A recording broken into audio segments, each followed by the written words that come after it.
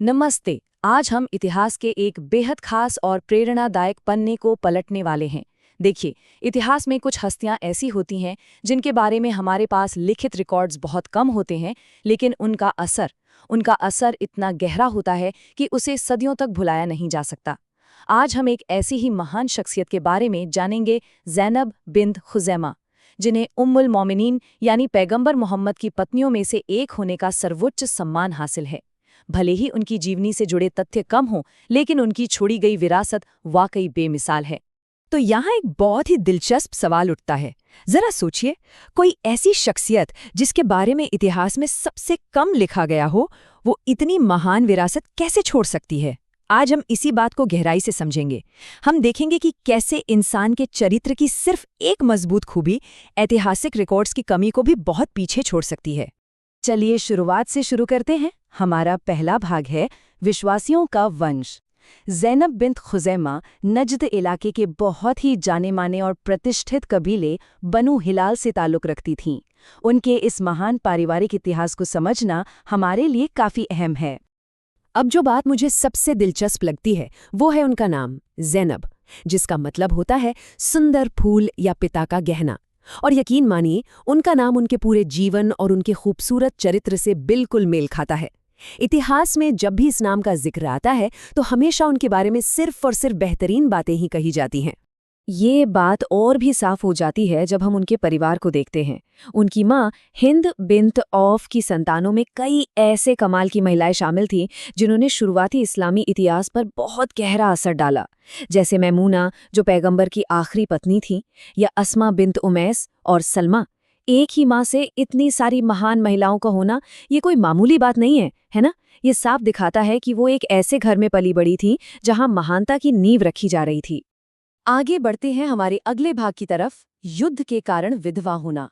उनके भविष्य के चरित्र को आकार देने में उन दुखों और बलिदानों का बहुत बड़ा हाथ था जो उन्होंने शुरुआती संघर्षों के दौरान सहे थे। अगर हम उनके जीवन के इस सफर को देखें तो ये लचीलेपन और हिम्मत की एक जीती जागती मिसाल है। जवानी की शुरुआत में उनका विवाह तुफैल बिन हारिस से हुआ, लेकिन वो रिश्ता तलाक पर खत्म हुआ। फिर बद्र की जंग के बाद उनके दूसरे पति उबैदा शहीद हो गए, जिससे वो विधवा हो गईं। उहद की जंग ने उनके तीसरे पति अब्दुल्ला बिन जहश को भी छीन लिया। सोचिए, बार बार अपनों को खोना कितना दर्दनाक होता है।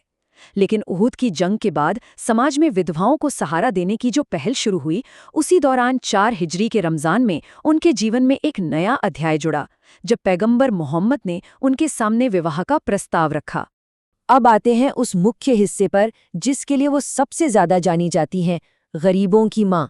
यहीं से कहानी उस खास खूबी की तरफ मुड़ती है जिसने उनका नाम इतिहास के पन्नों पर हमेशा हमेशा के लिए अमर कर दिया। उनके नाम के साथ जुड़ी ये शानदार उपाधि अल मसाकीन यानी गरीबों की माँ। सबसे खास बात यह है कि उन्हें ये उपाधि इस्लाम के आने से बहुत पहले ही मिल चुकी थी। जी हाँ, बिल्कुल। ये दिखाता है कि करुणा और दया उनके स्वभाव में ही बसी थीं। वो स्वाभाविक रूप से एक बेहद नेक चरित्र वाली महिला थीं। इस बात को ऐसे समझते हैं, अज्ञानता के उस दौर में भी बिना किसी धार्मिक उम्मीद के उनका ये प्राकृतिक गुण लोगों के बीच मशहूर था। लेकिन इस्लाम के बाद क्या हुआ? इस्लाम के बाद उनकी इसी उदारता को अल्लाह को खुश करने और आखिरत यानी परलोक संवारने का एक आध्यात्मिक मकसद मिल गया। आस्था ने उनके एक स्वाभाविक मानवीय गुण को एक बहुत ऊंचे आध्यात्मिक मिशन में बदल दिया था। और उनकी उदारता का स्तर क्या था? वो कभी भी अगले दिन के लिए अतिरिक्त भोजन बचाकर नहीं रखती थीं। कई बार तो वो खुद भूखी सो जाती थीं ताकि कोई और ज़रूरतमंद भूखा ना रहे।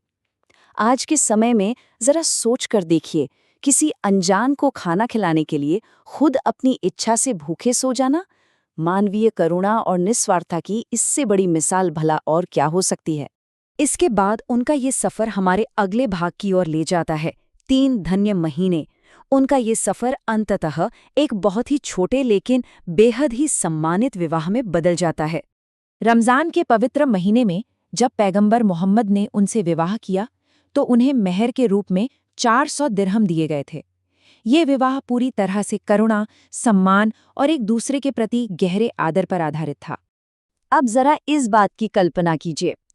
एक तरफ पैगंबर मोहम्मद, जिन्हें रमजान के महीने में चलने वाली तेज हवाओं से भी ज्यादा सखी और उदार बताया गया है, और दूसरी तरफ ज़ैनब, जो हर रात अपने घर का सारा सामान दान कर देने के लिए मशहूर थीं।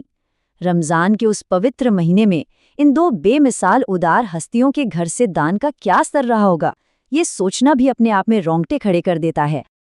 लेकिन ये साथ बहुत ही कम समय का रहा। अपने निधन से पहले उन्होंने पैगंबर के साथ विवाह में केवल 3 महीने ही बिताए, सिर्फ 3 महीने। समय बहुत कम था, लेकिन यकीन मानिए इसका प्रभाव बहुत बहुत गहरा था। पैगंबर के घर में इतनी कम समय रहने के बावजूद जब उनका निधन हुआ तो उन्हें बेहद खास और अद्वितीय सम्मान दिए गए। वो पैगंबर की एकमात्र ऐसी पत्नी थीं जिन्हें पैगंबर ने अपने जीवन काल में अपने ही हाथों से दफनाया था। इतना ही नहीं, अल बकी कब्रिस्तान में पत्नियों की उस मशहूर पंक्ति में आराम फरमाने वाली वो पहली हस्ती बनी, और उनके जाने के बाद उनका वो घर उम्मे सलमा को सौंप दिया गया। अब आते हैं अपने आखिरी और सबसे अहम भाग पर, आज के लिए एक विरासत। ज़ैनब बिन्त खुज़ैमा की इस कहानी से हमारी आज की आधुनिक दुनिया क्या सीख सकती है? चलिए इस शाश्वत ज्ञान को थोड़ा और गहराई से समझते हैं। पैगंबर की एक हदीस है कि दान के अलावा कोई भी चीज़ इंसान की उम्र नहीं बढ़ाती, और ये बात इस पूरी कहानी के सार को बहुत ही खूबसूरती से समेट लेती है।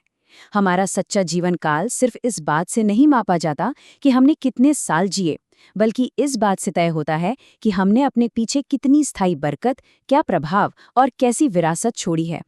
भले ही इस दुनिया में उनका जीवन विशेष रूप से पैगंबर के साथ बहुत छोटा था, लेकिन गरीबों पर लगातार खर्च करने की उनकी इस आदत ने ये पक्का कर दिया कि उनका नाम हमेशा हमेशा के लिए अमर हो जाए।